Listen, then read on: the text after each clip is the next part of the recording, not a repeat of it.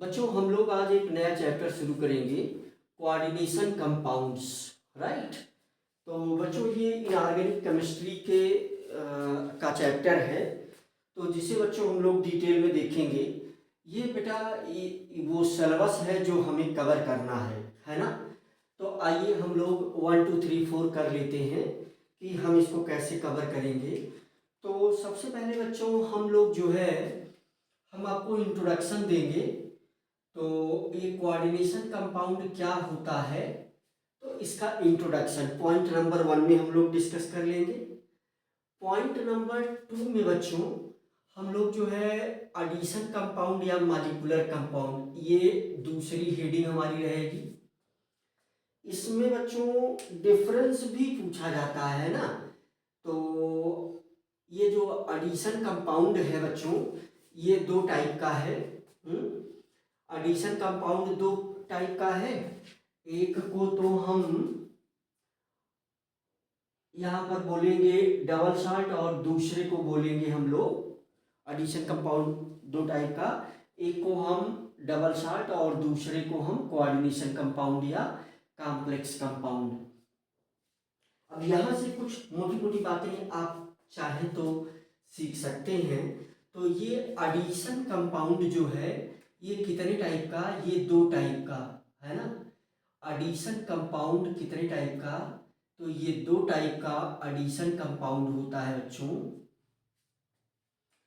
तो इसमें जिसे हमको पढ़ना है, जिसे हमें बहुत ज़्यादा नहीं चर्चा करना है, थोड़ा सा जान लेना है, एडिशन और मॉलिक्यूलर कंपाउंड। तो इसमें बच्चों आ जाता है डबल साल्ट, है ना, डबल साल्ट। और दूसरा हमारे पास है, इसमें आ जाता है डबल साल्ट। और दूसरा हमारे पास जो कंपाउंड है इसमें डबल साल्ट। बहुत ही मोटी मोटी बातें हम लोग डिस्कस करेंगे बच्चों। तो हमने जैसा कि बताया कि एडिशन में एडिशन कंपाउंड ये दो टाइप का है। एक है डबल साल्ट और दूसरा जिसे हमें डिटेल में पढ़ना है कोऑर्डिनेशन कंपाउंड, है ना, कोऑर्डिनेशन कंपाउंड, कोऑर्डिनेशन कंपाउंड। तो ये चीज़ हम थोड़ा सा डिस्कस कर लेंगे। इम्पॉर्टेंट टर्मिनोलॉजी में अगला जो हमारे तीसरा पॉइंट है 1 2 3, है ना। जो तीसरा पॉइंट बच्चों हम लोग डिस्कस करेंगे वो तीसरा पॉइंट है बच्चों इम्पॉर्टेंट टर्मिनोलॉजी। तो सिलेबस कैसे कवर होगा आपका वो आप यहाँ देख रहे हैं।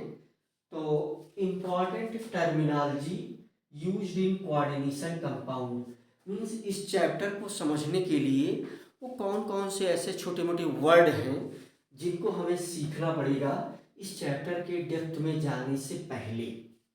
तो तीसरा पॉइंट बच्चों हम ये डिस्कस करेंगे। और इसके डिस्कशन के बाद, इस टर्मिनोलॉजी के डिस्कशन के बाद चौथे नंबर पर बच्चों हम इसको डिस्कस करेंगे। ये हमारा फोर्थ पार्ट होगा इस चैप्टर का, IUPAC rules for writing formula and name means inorganic या कॉम्प्लेक्स कंपाउंड की IUPAC नेमिंग, है ना। तो कुल मिला जुला करके ये हेडिंग हमारे पास क्या है, IUPAC नॉमेनक्लेचर, है ना। तो ये IUPAC नॉमेनक्लेचर। तो जैसे बच्चों आपने क्लास 11th में ऑर्गेनिक केमिस्ट्री का नॉमेनक्लेचर पढ़ा है, तो ऐसे ही यहाँ पर भी IUPAC नॉमेनक्लेचर हम लोग पढ़ेंगे। जैसे आपने जो है ऑर्गेनिक में बच्चों, जैसे आपने ऑर्गेनिक में आइसोमेरिज्म पढ़ा है, वैसे ही इस पांचवें पॉइंट में हम लोग डिस्कस करेंगे आइसोमेरिज्म, है ना।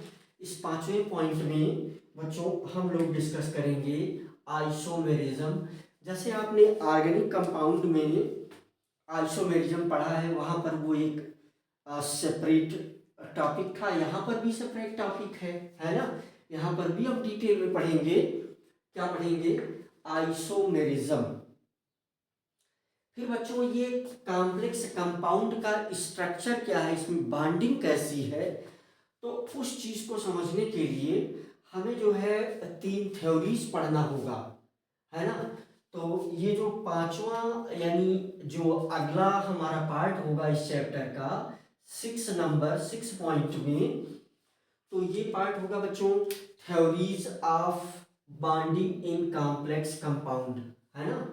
तो theories of bonding in complex compound, तो इस कॉम्प्लेक्स कंपाउंड में बच्चों बॉन्ड कैसे बन रहा है, कैसे मॉलिक्यूल का स्ट्रक्चर है, उस चीज को जानने के लिए हम यहाँ थ्योरीज पढ़ेंगे। पहले वार्नर्स थ्योरी पढ़ेंगे, फिर बैलेंस बॉन्ड थ्योरी पढ़ेंगे, फिर हम लोग क्रिस्टल फील्ड थ्योरी पढ़ेंगे, है ना। यहाँ पर एक थ्योरी और भी है बच्चों, लिगांड फील्ड थ्योरी, परंतु वो आपके सिलेबस में नहीं है, परंतु मैं यहाँ पर लिख दे रहा हूँ। ये एक थ्योरी बच्चों यहाँ पर और भी है, लिगांड फील्ड थ्योरी, है ना। कौन सी theory, ligand field theory, ligand field theory, LFT, है ना। तो एलएफटी देखो, बैलेंस बॉन्ड थ्योरी बीबीटी, है ना, valence bond theory BBT, crystal field theory CFT, ligand field theory LFT, है ना। तो ये 6 नंबर के पॉइंट में हम 6 अपने छठे पार्ट में कुल मिला करके हम इसको पार्ट में डिवाइड कर लें तो ज़्यादा बेटर पड़ेगा। फिर उसके बाद हम 7वें नंबर पर देखेंगे बच्चों, यहाँ पर 7वें पार्ट में स्टेबिलिटी ऑफ कोऑर्डिनेशन कंपाउंड, बच्चों यहाँ से भी क्वेश्चन पूछा जाता है। और फिर 8वें पार्ट में हम लोग देखेंगे, 8वें पार्ट में हम लोग देखेंगे एप्लीकेशन, मीन्स ये जो चैप्टर हमने पढ़ा उसके फायदे क्या क्या हैं। हालांकि कभी कभी हम कुछ बातों को बताते समय या पढ़ाते समय फायदे की चर्चा हम पहले कर लेते हैं, है ना, कि इस चैप्टर को पढ़ने से फायदा क्या है। इंट्रोडक्शन में हम थोड़ा सा फायदे की बातें लिखेंगे भी, लेकिन पूरा डिटेल में जो फायदा है हमारा पॉइंट वाइज करके हम लास्ट में लिखेंगे। पहले हम चैप्टर के डीप में जा करके उसका जो भी टेक्निकल पार्ट है, जो भी लॉजिकल पार्ट है, जो डिस्कशन वाला पार्ट है, हम उसको डिस्कस करेंगे। तो एक बार हम चैप्टर को फिर से आपके सामने एक्सप्लेन करते हैं। ये हमारा चैप्टर है कोऑर्डिनेशन कंपाउंड्स। अगर हम मोटे तौर पर आपसे बात करें तो जैसे क्लोरोफिल है, तो क्लोरोफिल एक कॉम्प्लेक्स है। अभी एक शब्द मैं आपको नोट करके यहाँ याद कराना चाहूँगा, तो ऐसे ही एक एक छोटे छोटे वर्ड आपको याद होंगे, जैसे नोट करके यहाँ पर यहीं ऐसे लिख सकते हैं आप। तो ये एक वर्ड आप याद रखेंगे, चाहे हम कहें कोऑर्डिनेशन कंपाउंड, कोऑर्डिनेशन कंपाउंड, चाहे हम बोले कोऑर्डिनेशन कंपाउंड, या हम इसी को बोलते हैं कॉम्प्लेक्स कंपाउंड, हम इसी चीज को बोलते हैं कॉम्प्लेक्स कंपाउंड, कॉम्प्लेक्स कंपाउंड। और यही कहीं ना कहीं हमारा क्या है, चैप्टर है। हमारा चैप्टर क्या है, कॉम्प्लेक्स कंपाउंड। तो ये पहला पॉइंट। और दूसरी बात, अभी आप धीरे धीरे चीज़ों को अब आप याद भी करेंगे, चाहे हम कहें कोऑर्डिनेशन कंपाउंड्स, चाहे हम कहें कॉम्प्लेक्स कंपाउंड्स, ये एक ही बात है। कोऑर्डिनेशन कंपाउंड क्यों कहते हैं, कॉम्प्लेक्स कंपाउंड क्यों कहते हैं, दोनों की मीनिंग बहुत सरल है। कोऑर्डिनेशन कंपाउंड इसलिए बोलते हैं क्योंकि इस कंपाउंड में कोऑर्डिनेट बांड होता है और इसका नेचर कॉम्प्लेक्स होता है। तो कोऑर्डिनेशन कंपाउंड में जैसे आपने जो है केमिकल बॉन्डिंग में पढ़ा होगा ये डेफिनेशन कि all those compounds are known as ionic compound in which ionic bonds are present. बताओ, जिसमें आयनिक बॉन्ड प्रेजेंट है वो आयनिक कंपाउंड है, जिसमें कोवैलेंट बॉन्ड प्रेजेंट है वो कोवैलेंट कंपाउंड है, अब जिसमें कोऑर्डिनेट बॉन्ड प्रेजेंट है वो कोऑर्डिनेट कंपाउंड है ना। जिसमें कोऑर्डिनेट बॉन्ड प्रेजेंट है वो कोऑर्डिनेट कंपाउंड है। हम थोड़ा सा ब्रीफ कर देंगे कोऑर्डिनेट बॉन्ड को भी चैप्टर को शुरू करने से पहले। इंट्रोडक्शन में हम मोटी मोटी बातें डिस्कस कर लेंगे। तो कोऑर्डिनेशन कंपाउंड एक ऐसा कंपाउंड जिसमें क्या प्रेजेंट होता है, कोऑर्डिनेट बॉन्ड प्रेजेंट होता है। All those compounds in which coordinate bonds are present, है ना। तो ऐसा हम लिख सकते हैं कि ये कोऑर्डिनेशन कंपाउंड क्या होते हैं, तो all those compounds in which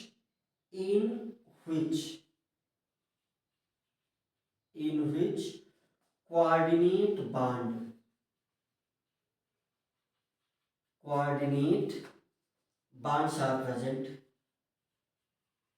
coordinate bonds are present। सारी बातें धीरे धीरे आपको समझ में आएगी, सारे पॉइंट वन बाय वन करके आप देखते रहेंगे तो चीजें समझ में आएंगी। कोऑर्डिनेशन कंपाउंड को कॉम्प्लेक्स कंपाउंड क्यों कहते हैं, क्योंकि इसका नेचर कॉम्प्लेक्स है, ये जटिल कंपाउंड है ना। क्योंकि ये कॉम्प्लेक्स कंपाउंड क्या है, क्यों इसका नाम दिया गया, क्योंकि इसका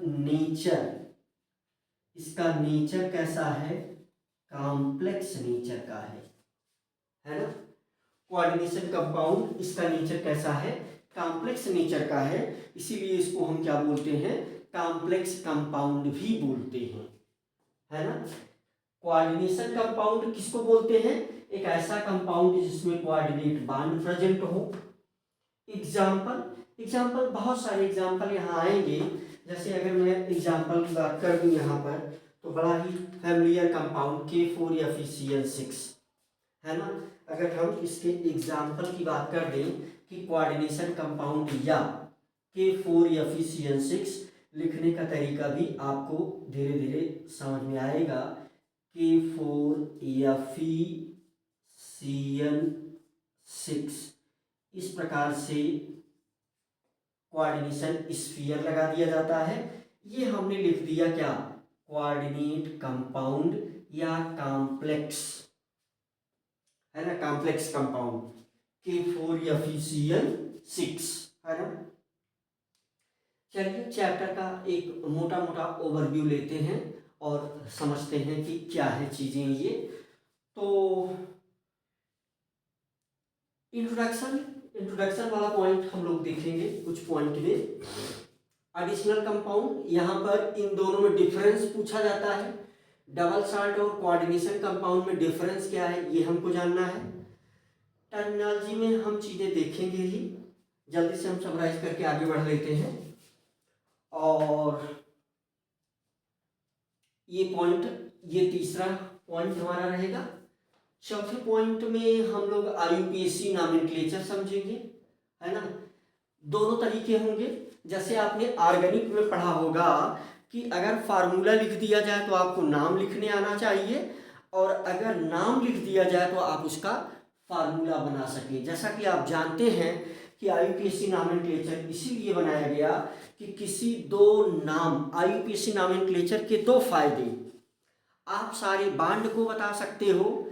IUPAC नॉमेनक्लेचर के दो फायदे आपको याद होने चाहिए। इसका दो फायदा, IUPAC नॉमेनक्लेचर का दो फायदा लिख दिया जाए। IUPAC ना, मोटी मोटी बातें हैं ये। IUPAC नॉमेनक्लेचर का दो फायदा आपको क्या मिलेगा, बेनिफिट, है ना। तो इसका बेनिफिट क्या मिलेगा? आप प्रत्येक बांड को बता सकते हो, है ना, बांड की पोजीशन बता सकते हो, और हर कंपाउंड के लिए एक यूनिक नेम है ना, हर कंपाउंड के लिए क्या है, एक यूनिक नेम है। और पोजीशन ऑफ बांड क्या क्या बता सकते हो आप? पोजीशन ऑफ बांड क्या क्या बता सकते हो आप? Position of bond, position of bond. और क्या फायदा है? Unique name for every compound, है ना, क्या क्या फायदा है?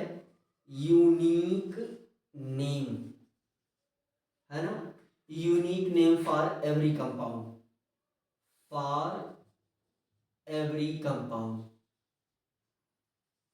Every compound. मुझे लग रहा है कि आपको दिख रहा है साफ साफ। मुझे लग रहा है कि मोटी मोटी बातें अभी हम आपसे डिस्कस कर रहे हैं, और ये मोटी मोटी बातें आपको बहुत अच्छे से समझ में आ रही होंगी।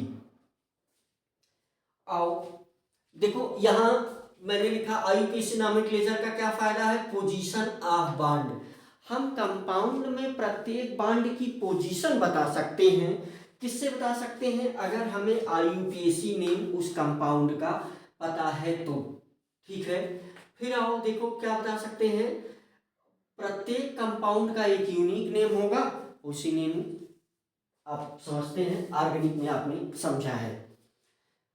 यहाँ आइसोमेरिज्म से भी क्वेश्चन बनेंगे, इससे इस पार्ट से भी क्वेश्चन बनता है, मीन्स हर पार्ट से क्वेश्चन बनता है, खूब क्वेश्चन बनता है ना। ये फर्स्ट और सेकंड पॉइंट ये जनरल इंट्रोडक्शन की ही बातें रहेंगी। उसके बाद फिर ये जो है ये तीसरा पॉइंट, अगर हम थोड़ा सा और स्पेसिफाई करें, चैप्टर को थोड़ा सा और स्पेसिफिक करें कंपटीशन के पॉइंट ऑफ व्यू से, तो फिर हम ऐसा बोल सकते हैं नियर अबाउट कंपटीशन के पॉइंट ऑफ व्यू से। अब थोड़ा थोड़ा आपके दिमाग को भी हमें ओपन करना चाहिए, क्योंकि चल करके डिटेल में क्वेश्चन होता है। कंपटीशन के पॉइंट ऑफ व्यू से देखें तो ये लास्ट जो ये हेडिंग है, ये crystal field theory, crystal field theory से हम ऐसा कह सकते हैं कि नियर अबाउट 60% क्वेश्चन यहीं से बनते हैं। क्रिस्टल फील्ड थ्योरी जो कंपटीशन पे क्वेश्चन आएंगे जेई और नीट में, तो उसमें मैक्सिमम क्वेश्चन यहां से हैं, है ना।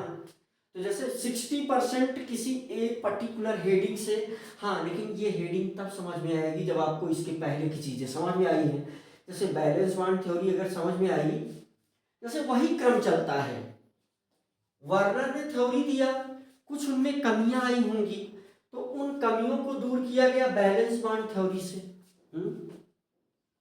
उन कमियों को दूर किया गया किससे? बैलेंस बांड थ्योरी से। और बैलेंस बांड थ्योरी में कुछ कमी रही होगी, तो उन कमियों को दूर किया गया क्रिस्टल फील्ड थ्योरी से। अब आपके सिलेबस में यहीं तक है, इसमें भी कुछ कमी है, इसका भी ड्रॉबैक है ना। तो इस प्रॉब्लम को दूर किया गया लिगैंड फील्ड थ्योरी से। यहां पर भी मॉलिक्यूलर ऑर्बिटल थ्योरी है ना, यहां पर भी मॉलिक्यूलर ऑर्बिटल थ्योरी का यूज है। तो चलो मोटी मोटी बातें, आइसोमेरिज्म की चर्चा हम लोग कर रहे थे, तो आइसोमेरिज्म, यहां पर आइसोमेरिज्म आप पढ़ेंगे, आइसोमेरिज्म से भी क्वेश्चन पूछे जाते हैं, डिटेल में हम लोग पढ़ेंगे। स्टेबिलिटी से भी क्वेश्चन पूछे जाते हैं, कौन सा कंपाउंड ज्यादा स्टेबल है, कौन सा कंपाउंड कम स्टेबल है, इससे भी क्वेश्चन पूछे जाते हैं। तो कैसे इसको हम चेक करते हैं?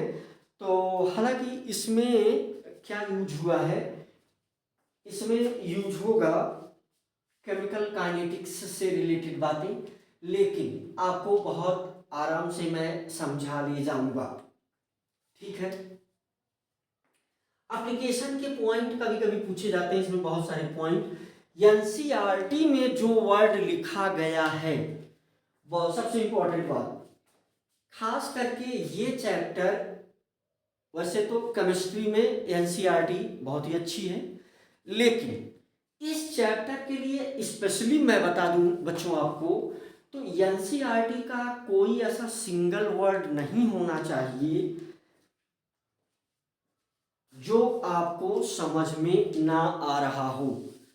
मैं अपनी बात फिर से रिपीट कर दूं, अगर कोई बच्चा ये चाहता है कि उसको ये चैप्टर कंप्लीटली समझ में आ जाए, इस चैप्टर से आने वाले हर क्वेश्चन को वो कर ले, तो मेरे साथ तो आप पढ़े ही पढ़े, ये अच्छी बात है। देखिए सिंपल सी बात है कि मैं ये गारंटी नहीं लूँगा कि मैं एक बार पढ़ा रहा हूँ इसी में आपको सारी चीज़ें समझ में आ जाएंगी। हाँ, इसमें कुछ छूटेगा नहीं।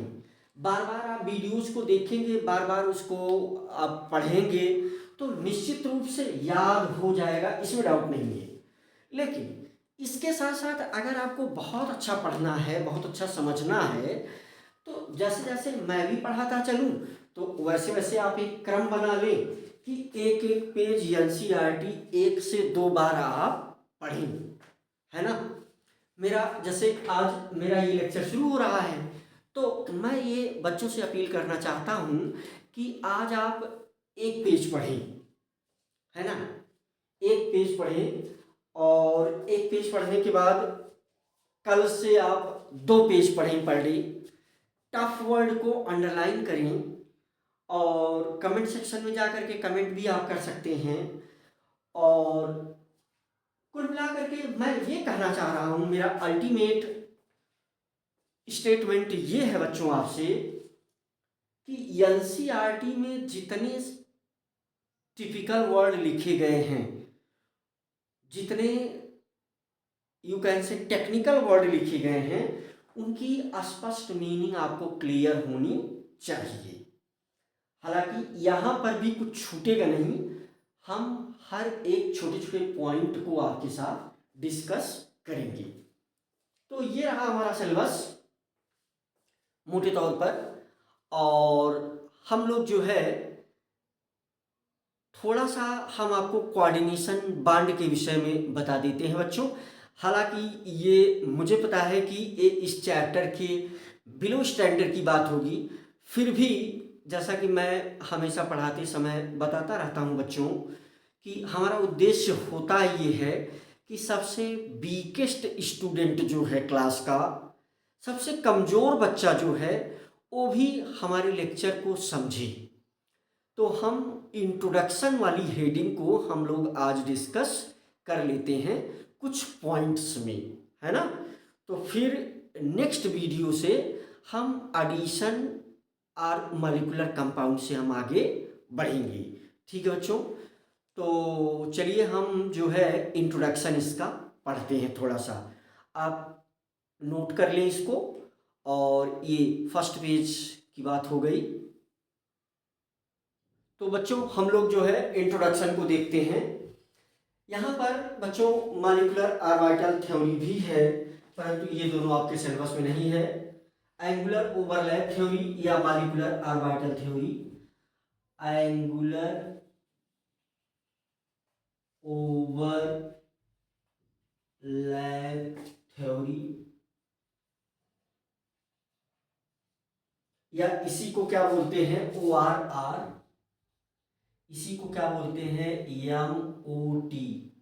मुझे लग रहा है कि MOT जो है एंगुलर ओवरलैप थ्योरी और मॉलिक्यूलर ऑर्बिटल थ्योरी, ऐसा मुझे लग रहा है कि दिख रहा है कैमरे में। हाँ, कैमरे में बिल्कुल साफ साफ दिख रहा है। MOT मतलब मॉलिक्यूलर ऑर्बिटल थ्योरी बोले, चाहे इसको बोले एंगुलर ओवरलैप थ्योरी, एक ही बात है। ये दोनों आपके सिलेबस में नहीं है। सिलेबस नहीं गुरुजी क्यों लिख रहे हो भाई, जानकारी दे रहा हूँ, एक इंफॉर्मेशन है और इंफॉर्मेशन नुकसान नहीं करती, है ना। तो चलो हम लोग इंट्रोडक्शन लेते हैं, है ना। तो पहली हेडिंग आओ ले लेते हैं हम लोग, इंट्रोडक्शन मिटा दिया जाए। मुझे लग रहा है कि आप इसे नोट कर चुके होंगे। तो चलो पहली हेडिंग हम लोग पढ़ते हैं, इंट्रोडक्शन। तो बहुत ही सरल और सिंपल चैप्टर। हाँ, इसके लिए क्या जरूरी है, जरूरी ये है कि चैप्टर शुरू करें तो ख़त्म भी करें, ऐसा ना करें कि बीच से आप उसे स्किप कर दें। तो ये एक बात ध्यान में रखना है, जो कि बहुत कठिन होता है, मुझे पहले पता है ये बात, है ना। लेकिन मुझे पता है कि आजकल मेहनत करने वाले बच्चे पीछे नहीं हटते। जिनको मेहनत करना है, सक्सेस होना है, वो अपना काम करेंगे, ध्यान नहीं देंगे। तो ये चैप्टर कैसे सरल हो जाएगा आपके लिए? पहली बात, हर वीडियो को कोशिश करो कि एक बार देख करके पढ़ लो, एक बार सिर्फ देख लो, ऐसे देख करके पढ़ लो तो मतलब साथ साथ में नोट्स बना लो और एक बार पढ़ लो तो काम बन जाएगा। आप कहोगे इतना समय कहाँ है गुरु जी? तो सक्सेस होने के लिए भैया मेहनत करना पड़ेगा, है ना। अगर आप जो है कंपटीशन का एग्ज़ाम दे रहे हैं तो आपके पास टाइम नहीं है। जैसा कि मेरी आदत है, मैं बहुत कमज़ोर बच्चे को ध्यान में रख करके चैप्टर शुरू करता हूँ। तो चलो थोड़ा सा इंट्रोडक्शन दे देते हैं। ऐसे ही नोट्स बनाओ। इंट्रोडक्शन, इंट्रोडक्शन में हम कुछ पॉइंट, है ना, इंट्रोडक्शन, इंट्रोडक्शन में हम लोग कुछ पॉइंट दे देते हैं। पहला पॉइंट, पहला पॉइंट तो हम ये बता देते हैं आपको कि भाई ऑल दोज कंपाउंड्स इन विच, हम हालांकि वो हमने पहले लिख भी दिया यार, चलो लेकिन चित्र उत्र बना के कुछ कंपाउंड का स्ट्रक्चर वगैरह बना के दिखा देते हैं, है ना। चलो दिखा देते हैं भाई। तो देखो, all those compounds in which coordination, all those compounds in which coordination bonds are present, है ना।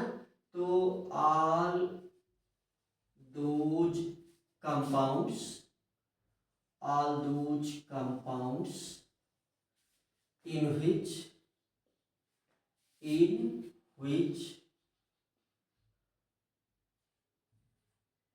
coordination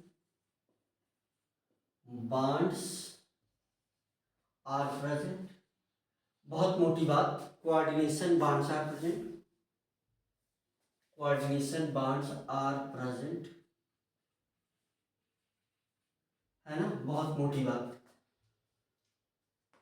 are known as are those compounds in which coordination bonds are present. तो इन्हें हम क्या बोल देते हैं? कोऑर्डिनेशन कंपाउंड, है ना। इसे हम क्या बोल देते हैं? कोऑर्डिनेशन कंपाउंड, है ना। चलो, all those compounds in which coordination bonds are present, coordination bonds are present, तो इसी को हम क्या बोल देते हैं? Coordination compound, coordination compounds. हमें पता है कि ये पहला वाला जो लेक्चर है जनरल इंट्रोडक्शन है, तो हम इसमें कोई बहुत डीप की बात नहीं करेंगे, लेकिन फिर से रिपीट वही बात नहीं करूंगा कि मैं बहुत वीकेस्ट स्टूडेंट को भी समझ में आ जाए, वही चीज़ मजबूरी होती है टीचर की। कोऑर्डिनेशन कंपाउंड्स, हम इसी को क्या बोल सकते हैं? हम इसी को बोल सकते हैं कॉम्प्लेक्स कंपाउंड। ऑलरेडी हमने लिखा कॉम्प्लेक्स कंपाउंड्स। अब तुम कहोगे कि भैया कोऑर्डिनेशन बांड भी दिखा दो सर जी, तो चलो कोऑर्डिनेशन बांड देख लो। जैसे हमने ये कंपाउंड लिखा था यहाँ पर K4Fe(CN6), चलो यहाँ बांड देख लो। तो देखो ऐसा है मामला कि ये Fe, अब सारी बातें धीरे धीरे समझ में आएगी। Fe जो है वो सेंटर में है और ऐसे 4 कोऑर्डिनेट बांड बने हुए हैं, 6, है ना। कितने कोऑर्डिनेट बांड? ऐसे ही 6 कोऑर्डिनेट बांड एफिशिएंस K4Fe(CN6), है ना, K4Fe(CN6), ऐसे 4 कोऑर्डिनेट बांड बने हुए हैं।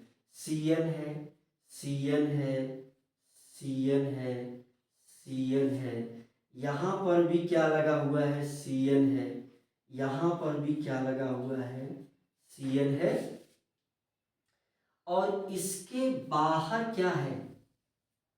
इसके बाहर है K4। तो ये सारे कौन से बांड हैं? ये जो बांड यहां दिख रहे हैं भैया तुम्हें, ये सारे बांड कौन से बांड हैं? कोऑर्डिनेट बांड हैं। ये सारे बांड कौन से बांड हैं? कोऑर्डिनेट बांड हैं। ठीक है, मुझे लग रहा है बात समझ में आती है। जब नाइन्थ और चलो वहां भी कुछ बात कर लेते हैं। ये सारे जो एरो लगाए हुए हैं ये कोऑर्डिनेट बांड है। और तुम ये मोटी बात जानते हो, इसको मैं नहीं लिखूंगा। कोऑर्डिनेट बांड को कोऑर्डिनेट कोवैलेंट बांड भी बोलते हैं। कोऑर्डिनेट बांड को कोऑर्डिनेट कोवैलेंट बांड भी बोलते हैं। क्यों बोलते हैं? तुम इस छोटी सी बात को जानते हो, क्योंकि कोऑर्डिनेट बांड भी जब बनता है, चलो एक शब्द में एक्सप्लेन कर देते हैं कोऑर्डिनेट बांड। कोऑर्डिनेट बांड चलो एक्सप्लेन कर देते हैं। अगले पॉइंट में हम एक्सप्लेन कर देते हैं कोऑर्डिनेट बांड। कोऑर्डिनेट बांड, इसके पहले तुमने कोऑर्डिनेट बांड कहाँ कहाँ पढ़ा है? इसके पहले तुमने कोऑर्डिनेट बांड कहाँ कहाँ पढ़ा है? ठीक है, तो देखो तुमने यहाँ पढ़ा है, तुमने कहाँ कहाँ पढ़ा है? एक तो हाइड्रोनियम आयन की स्ट्रक्चर में कोऑर्डिनेट बांड, हाइड्रोनियम आयन के स्ट्रक्चर में तुमने पढ़ा है। तो पहला जो इसका एग्जाम्पल, अब एग्जाम्पल से ज्यादा समझोगे, हाइड्रोनियम आयन, सिंपलेस्ट सिंपल बातें। मुझे पता है कि कोऑर्डिनेशन कंपाउंड से मैं नीचे हट गया हूं, लेकिन अब कुछ तुम्हें बता दूं। हाइड्रोनियम आयन, इसका फार्मूला क्या है? H3O+, है ना, हाइड्रोनियम आयन। इसका स्ट्रक्चर कैसे है? देखो तुमने बनाया है, जानते हो तुम लोग, ये ऑक्सीजन है। ऑक्सीजन के आउटर मोस्ट में कितने इलेक्ट्रॉन? 6 इलेक्ट्रॉन, है ना। देखो एक इलेक्ट्रॉन ये है, एक इलेक्ट्रॉन ये है। इससे जो है ये हाइड्रोजन तुम्हारा जुड़ा हुआ है, ये हाइड्रोजन, ये और ये। तो ये दोनों बांड कौन से हैं? कोवैलेंट बांड है ना। और ये 2 इलेक्ट्रॉन ऑक्सीजन का, एक तीसरा इलेक्ट्रॉन, एक चौथा इलेक्ट्रॉन, ये लोन पेयर पांचवा और छठा, ये 6 इलेक्ट्रॉन। और ये दोनों इलेक्ट्रॉन को इस प्रकार से ये H+ को दे देता है। ये हाइड्रोनियम आयन का स्ट्रक्चर है। इस हाइड्रोनियम आयन में ये वाला बांड और ये वाला बांड, ये दोनों बांड कौन से हैं? कोवैलेंट बांड हैं, कोवैलेंट बांड। और ये वाला बांड कौन सा है? कोऑर्डिनेट बांड, कोऑर्डिनेट बांड, है ना। देखो तुमने यहां कोऑर्डिनेट बांड देखा, अब कहो गुरुजी ये कैसा स्ट्रक्चर है? हाँ भाई यही स्ट्रक्चर है, और डिटेल में और अच्छे से बना करके समझाया जाएगा। देखो केमिस्ट्री में अगर केमिस्ट्री पढ़ना है तो भाई स्ट्रक्चर और स्टेबिलिटी, केमिस्ट्री में तो हम 2 ही चीज पढ़ते हैं हमेशा। क्या क्या पढ़ते हैं? स्ट्रक्चर और स्टेबिलिटी, है ना। चलो और देखो तुमने एक जगह तो यहां पढ़ा होगा, पढ़ा है पहले, दूसरी जगह कोऑर्डिनेट बांड यहां पढ़ा है तुमने, NH3, NH3 और BF3 में, है ना। NH3 और BF3 दूसरा तुमने यहां पढ़ा है। देखो ये कंपाउंड तुमने पढ़ा है, जैसे ये नाइट्रोजन है, तो नाइट्रोजन के आउटर मोस्ट में कितने इलेक्ट्रॉन? 5। ये एक लोन पेयर है, ये एक इलेक्ट्रॉन, चलो इसी से एक ही से बनाता हूं, ये एक इलेक्ट्रॉन, 2 इलेक्ट्रॉन, 3 इलेक्ट्रॉन। यहां से ये हाइड्रोजन है तुम्हारा, ये तुम्हारा हाइड्रोजन, ये यहां पर हाइड्रोजन। और ये लोन पेयर किसको दिया गया है? BF3 को, है ना, BF3 को, BF3, ठीक है। तो देखो ये लोन पेयर एक्सेप्टर है और ये लोन पेयर डोनर है। यहां पर देखो इसमें 2 चीजें हैं, है ना। इसमें क्या है? ये किस किस चीज से मिलकर के बना हुआ है? एक तो ये NH3 है और ये प्लस BF3 है। यहां एक कोऑर्डिनेट बांड बन जा रहा है। देखो ये अपना सेपरेट मॉलिक्यूल है, ये अपना सेपरेट मॉलिक्यूल है, ये दोनों यहाँ इस प्रकार से आ जाते हैं। देखो अगर तुम्हारे सामने मैं इसको और एक्सप्लेन कर दूँ, बस मोटी मोटी बातें खत्म ही होने वाली है, जल्दी से ये मोटी मोटी बातें खत्म होने वाली है, फिर हम अपने टॉपिक पर लौट आएंगे। परंतु समझने के लिए यहाँ से मुझे लगता है कि तुम्हें आ तो रहा होगा, मैक्सिमम बच्चों को आता है, कुछ ही बच्चों को नहीं आती ये मोटी मोटी बातें, लेकिन ये मोटी मोटी बातें दिमाग में होनी चाहिए। देखो ये क्या है, NH3 क्या है, यहाँ पर लोन पेयर डोनर है ना, ये क्या है, लोन पेयर डोनर है। तो लोन पेयर डोनर जो इलेक्ट्रॉन को दे वो कैसा काम करेगा, लुईस एसिड, तो ये कैसा वर्क करेगा, लोन पेयर डोनर यानी NH3 कैसा वर्क कर रहा है, तो NH3 act as Lewis base, जो इलेक्ट्रॉन को दे वो बेस है। अब तुम लुईस वाला कंसेप्ट याद रखना पड़ेगा, जो इलेक्ट्रॉन को दे रहा है, कौन दे रहा है, देखो NH3 के पास लोन पेयर है, नाइट्रोजन के पास ये दोनों खाली इलेक्ट्रॉन थे, तो ये लोन पेयर है, तो इसे हम बोलेंगे लुईस बेस। और देखो BF3 क्या है, BF3 लोन पेयर एक्सेप्टर है। बताओ हमें ये BF3 क्या है, यहां पर मैं यहां थोड़ा सा साफ साफ आपको दिखे, समझो ये दोनों चीजें मैं यहां के लिए एक्सप्लेन कर रहा हूं, है ना, तो मैं इसमें नहीं, इसमें एक्सप्लेन कर रहा हूं, क्योंकि साफ साफ आपको देखिए इसलिए लिख इधर दे रहा हूं। देखो यहां BF3 लोन पेयर एक्सेप्टर है, NH3 लोन पेयर डोनर है, चलो यही लिख देता हूं, नहीं तुम और भी घबराओगे। तो ये NH3 क्या है, लोन पेयर डोनर है, लुईस बेस है। ये BF3 क्या है, लोन पेयर एक्सेप्टर है ना, लोन पेयर एक्सेप्टर है। लोन पेयर एक्सेप्टर है तो फिर क्या है, लोन पेयर एक्सेप्टर है तो इसको हम क्या बोलते हैं, लुईस एसिड। जो इलेक्ट्रॉन ले वो क्या है, लुईस एसिड है। अब ये जितने भी शब्द मैं लिख रहा हूं, ये कहानी बताने के लिए नहीं लिख रहा हूं, ये सब तुम्हें आने चाहिए। भाई टीचर बहुत कम शब्द बोर्ड पर लिखता है ना, अगर हम बहुत लिखने लगेंगे तो किताब हो जाएगी, और वो तो समझ में भी बात नहीं आती है ना, इसलिए मैं जो लिख रहा हूँ ये तुम्हें पता होना चाहिए। अगर नहीं पता था तो तुम अपने आप को वीक स्टूडेंट में काउंट करो, अगर तुम्हें पता था तो तुम एवरेज स्टूडेंट, ठीक स्टूडेंट हो, अगर तुम्हें नहीं पता था तो तुम वीक स्टूडेंट हो, तुम्हें और एक्टिव रहने की जरूरत है ना। तो कुल मिलाकर के मैं ये बात बोल दूं कि यहाँ पर ये NH3 क्या है, यहाँ पर NH3 लुईस बेस है, और ये BF3 ये क्या है, Lewis,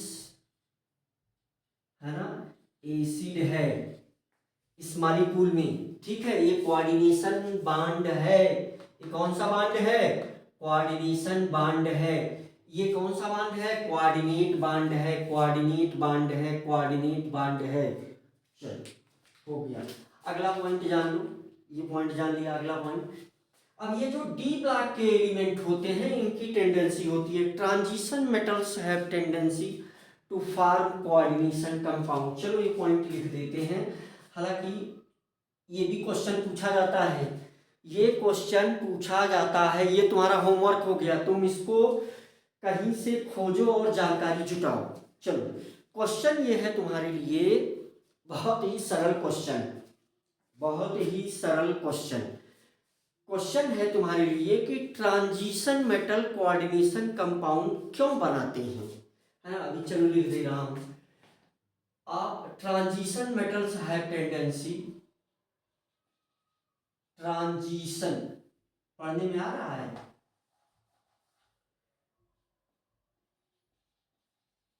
transition metals have tendency to form coordination compound, coordination compound.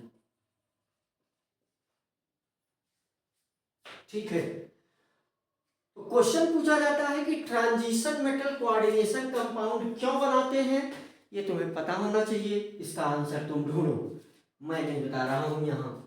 चलो अगला जो पॉइंट तुम्हें जानना है वो ये जानना है भाई, ये कोऑर्डिनेशन कंपाउंड, कॉम्प्लेक्स कंपाउंड का यूज एप्लीकेशन बहुत ज्यादा है।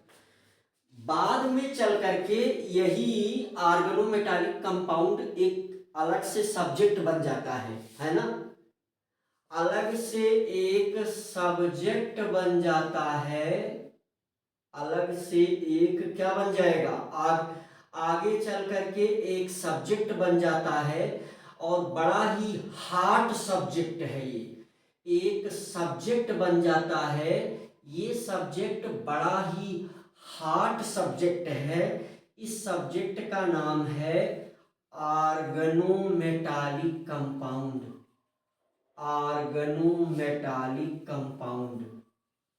केमिस्ट्री का बहुत लंबा स्कोप इसमें छुपा हुआ है। आगे चल करके यही चैप्टर, आगे चल करके यही तुम्हारा चैप्टर, आगे चल करके यही चैप्टर, यही चैप्टर, आगे चल करके यही चैप्टर एक सब्जेक्ट बन जाता है जो बड़ा ही हार्ड सब्जेक्ट है केमिस्ट्री का। उस सब्जेक्ट का नाम है ऑर्गेनोमेटालिक कंपाउंड, है ना, जिसमें रिसर्च और स्कोप यानी तुम्हारे हम लोगों के जीवन की, भविष्य की बहुत सारी चीजें और कुल मिलाकर के इसमें तेजी से डिस्कवरी हो रही है ना। फिर से रिपीट कर दूं, नहीं करूंगा, चलो कर दे रहा हूं। यही चैप्टर आगे चल करके एक बड़ा सब्जेक्ट बन जाता है जिसको हम बोलते हैं ऑर्गेनोमेटालिक कंपाउंड। चलो ऑर्गेनोमेटालिक कंपाउंड हमारा एमएससी में एक पेपर था, है ना, हमारा जो है एमएससी में क्या था, एक पेपर था। एमएससी में कई पेपर हैं, जैसे केमिस्ट्री से कोई एमएससी कर रहा है तो कई पेपर हैं उसमें, उसी में से एक पेपर क्या था, ऑर्गेनोमेटालिक कंपाउंड। चलो मोटी बात ये, आओ अब मैं ये बता दूं कि ये जो तुम्हारा, अब देखो जरूरी नहीं कि केवल ट्रांजिशन मेटल ही कॉम्प्लेक्स बनाए, कुछ और मेटल भी बनाते हैं। फेरिक तो ट्रांजिशन मेटल है ना, तो haemoglobin, haemoglobin is the complex of, is the complex of, complex compound, है ना, is the complex of, complex of Fe।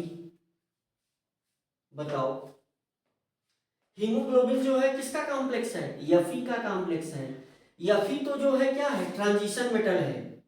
Fe क्या है, ट्रांजिशन मेटल है, तुम ये बात जानते हो। Fe क्या है, ट्रांजिशन मेटल है। विटामिन B12, कोबाल्ट जो है क्या है, विटामिन B12, है ना, vitamin B12 is the complex of, is the complex of, complex of किसका, किसका कॉम्प्लेक्स है, कोबाल्ट का, है ना। अब ये भी क्या है, ट्रांजिशन मेटल ही है। Mg जो है वो क्लोरोफिल में है, Mg is the complex of, है ना, chlorophyll is the complex of Mg। चलो ये भी लिख लो। अब ये मैंने कहा कि टीचर बहुत कम शब्द लिखता ही है, तो वो तुम्हें लिखना है और उसको याद करते जाना है धीरे धीरे, है ना। तो चलो क्या है मामला, मामला ये है भैया कि ये जो क्लोरोफिल है, क्लोरोफिल, है ना, chlorophyll is the complex of Mg, is the complex of Mg।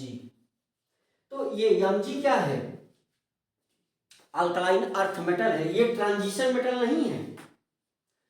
Cobalt और फेरिक तो क्या है? ट्रांजिशन मेटल ही है। लेकिन Mg क्या है? Mg ट्रांजिशन मेटल नहीं है, Mg अल्कलाइन अर्थ मेटल है ना। तो इंट्रोडक्शन में मुझे लग रहा है कि मैंने तुम्हें कोऑर्डिनेशन बांड बता दिया, कि अब कोऑर्डिनेशन बांड बता दिया, तुम्हें ये बता दिया कि ये चैप्टर आगे चल कर के सब्जेक्ट बन जाता है।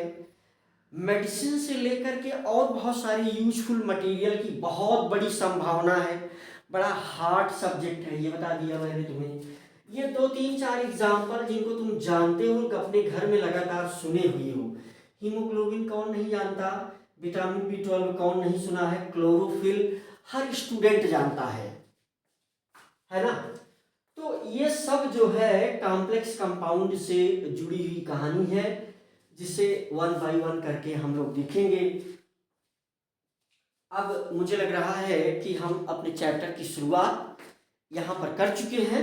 आप इतनी बातों को नोट करें, समझें, और फिर इसमें मुझे नहीं लगता कि कोई ज़रूरी पॉइंट अब बचा हुआ है इंट्रोडक्शन में, राइट। तो मुझे लग रहा है कि ये जो है आपका इंट्रोडक्शन आपको समझ में आया। कुछ रिपीट करने वाली बातें फिर से चाहे रिपीट कर दूं, है ना।